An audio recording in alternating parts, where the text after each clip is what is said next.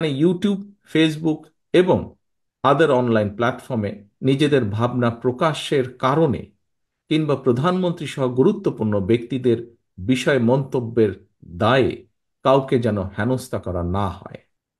প্রিয় উপস্থিতিবৃন্দ, আমরা নিশ্চিত করতে চাই, সর্বোচ্চ চেষ্টা থাকবে আমাদের, আগামীর বাংলাদেশে আর কোনো ব্যক্তি, এমনকি প্রধানমন্ত্রীও স্বৈরাচারী হয়ে ক্ষমতার অপব্যবহার যেন করতে না পারে বা পারবে না।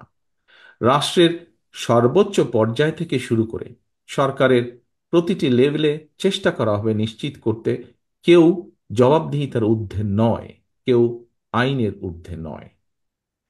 বিএনপি রাষ্ট্র পরিচালনার দায়িত্ব পেলে আমরা দলমত নির্বিশেষে প্রতিটি নাগরিকের মত প্রকাশের স্বাধীনতা নিশ্চিত করতে চাই।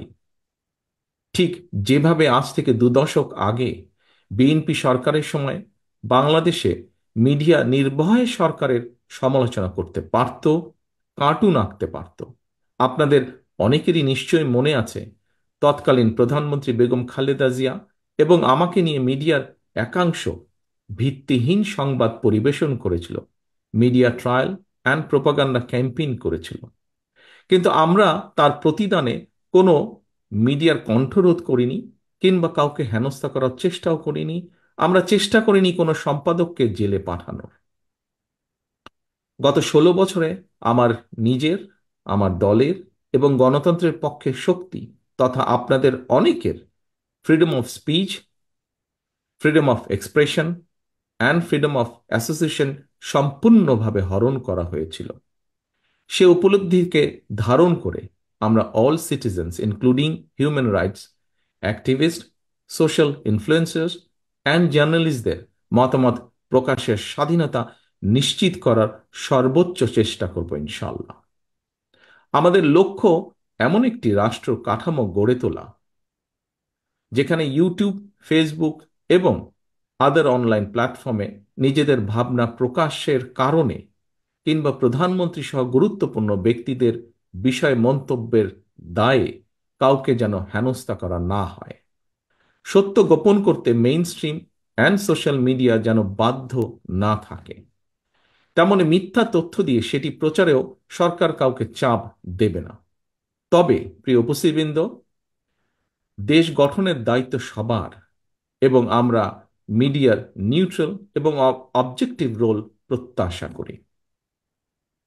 Extrajudicial killing, enforced disappearance, excessive use of force, politically motivated trial, mass arrest without warrant, and gross human rights violationের যে ভয়ের সংস্কৃতি গত 16 বছরে গড়ে উঠেছিল, জনগণের ভোটে নির্বাচিত বিএনপি সরকারের সর্বোচ্চ চেষ্টা থাকবে সেটি নির্মূল করার জন্য। ইউনিভার্সাল ডিক্লারেশন অফ হিউম্যান রাইটসের অনুসারে আমরা নিশ্চিত করার চেষ্টা করব প্রতিটি নাগরিকের মানবিক ও মৌলিক স্বাধীনতা। উপস্থিত সম্মানিত সুধীবৃন্দ, ক্ষমতার পরিবর্তন মানে কেবল একটি দল থেকে অন্য দলের কাছে রাষ্ট্রের ক্ষমতা হস্তান্তর নয়, বরং ক্ষমতার পালাবদলে এমন একটি রাজনৈতিক সংস্কৃতির সূচনা হওয়া উচিত যেখানে সমাজের পরিবর্তিত অবস্থা ও জনগণের আকাঙ্ক্ষার প্রতিফলন থাকবে বা দেখা যাবে। ফ্যাসিবাদের পতনের পর গত 3 মাসে বিএনপির জাতীয় নেতৃবৃন্দ এমন অনেক উদ্যোগ গ্রহণ করেছেন যাতে রাজনীতিতে আধুনিকায়নের উন্মেষ ঘটে। সেই সব উদ্যোগকে তারুণ্যের উদ্দীপনায় দেশ জুড়ে প্রতিপালন করেছে বিএনপির তৃণমূল।